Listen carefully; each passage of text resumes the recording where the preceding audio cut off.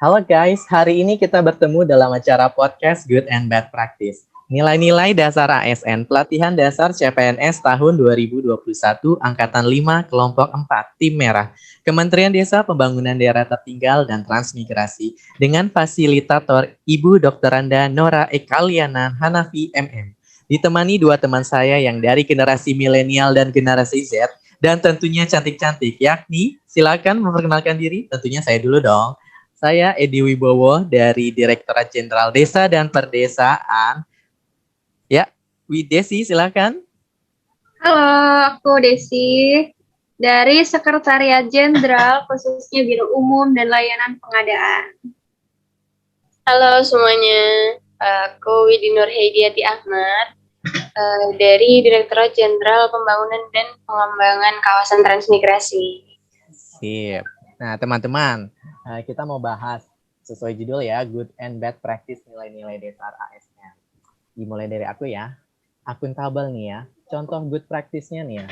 Yang aku lihat sehari-hari itu adalah kita berangkat tepat waktu ke kantor, absen datang dan absen pulang kantor itu kan tepat waktu. Itu good practice banget deh.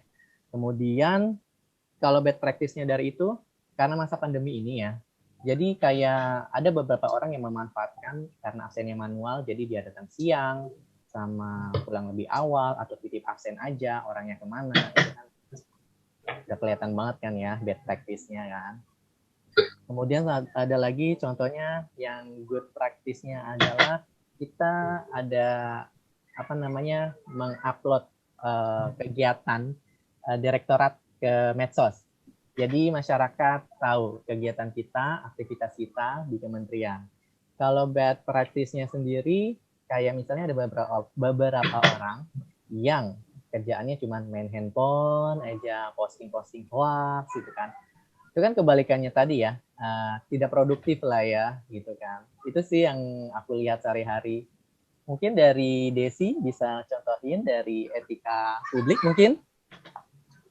Iya, kalau penerapan etika publik di unit aku itu kan unit aku lebih ke pelayanan ya Mas. Jadi banyak tamu yang datang. Jadi kita sebisa mungkin gimana cara kita melayani tamu itu dengan baik, menanyakan keperluannya apa, mau ketemu dengan siapa. Pokoknya intinya senyum, sapa lah ya, yang ramah gitu kan. Itu untuk good practice-nya. Kalau untuk bad practice-nya kan seperti saat ini tuh ada sistem WFH WFO ya. Jadi ada beberapa pegawai yang mungkin tidak terbiasa menerima tamu. Jadi mungkin pas ada tamu, kebetulan orang tersebut lagi WFO. Jadi kelihatannya kayak nggak welcome aja gitu sama tamunya. Jadi kayak kelihatan bodo amat kalau ada tamu gitu. Itu sih mungkin bad practice-nya kalau di aku terkait dengan etika publik. Kemudian untuk penerapan komitmen mutu di unit aku itu ada diklat khususnya untuk diklat keprotokolan, untuk meningkatkan pelayanan juga kan kalau keprotokolan, kemudian arsip untuk peningkatan kapasitas kearsipan juga, pengelolaan arsip seperti apa itu dari Andri biasanya untuk meningkatkan mutu juga ASN di situ. Seperti itu sih Mas Ed. Kalau untuk bad practice-nya untuk komitmen mutu di aku ada beberapa pegawai yang agak males atau mager gitu ya untuk mengikuti diklat, jadi mereka beralasan ya segala macam lah untuk menolak ikut diklat tersebut gitu. Mungkin kalau di tempatnya Mbak Widi seperti apa? Kalau di tempatku sendiri mungkin aku mau jelasin yang nasionalisme sama anti korupsi kali ya. Dimulai dari nasionalisme sendiri kan itu kan suatu wujud kita untuk mencintai tanah air. Nah untuk good practice-nya sendiri mungkin ya menggunakan batik setiap hari Kamis seperti prosedur yang sudah berlaku gitu ya. Contoh lainnya mungkin mengikuti upacara hari-hari besar. Nah, kayak yang kemarin kita lakuin di 1 Juni, di 20 Mei juga itu. Untuk bad practice-nya, mungkin karena di tengah pandemi gini ya, jadi banyak PNS yang nggak mau buat ikut upacara hari besar tuh secara penuh. Jadi mereka ikutnya cuman setengah-setengah buat absen gitu, buat timestamp lah ya istilahnya. Tuh.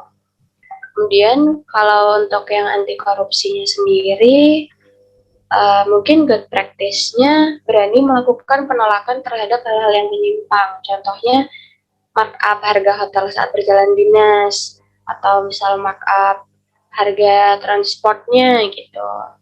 Biasanya kan ada yang nakal juga kan. Nah, ini good practice-nya itu untuk sekarang mungkin banyak yang udah berani buat menolak gitu.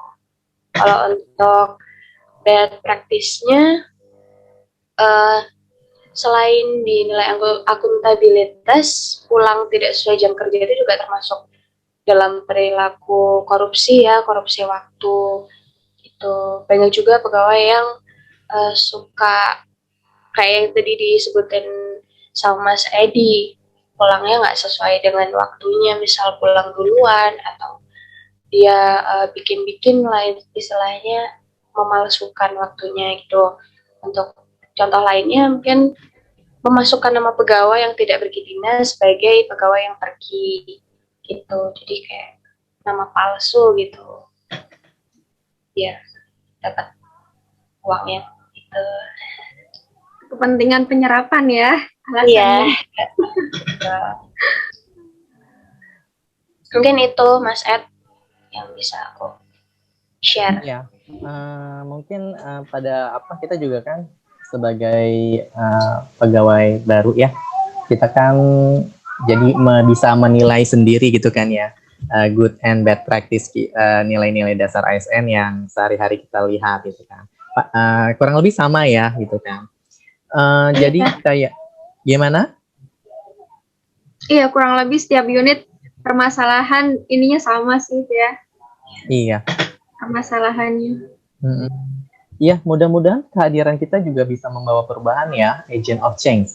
Iya, khususnya di absensi nih Mas. Absensi harusnya bisa ke elektronik lagi nih. Iya ya. Kan? Lagi-lagi mas pandemi gini ya, ini yang paling riskan. Iya. Absen. Walaupun nggak pakai fingerprint kan masih ada alat yang lain. Bisa pakai retina, berbasis gitu ya. Bisa. Nah, mungkin itu nanti tugas kita kali ya untuk mengusulkan itu. Jadi nggak manual lagi dan nggak ada manipulasi data di absensi.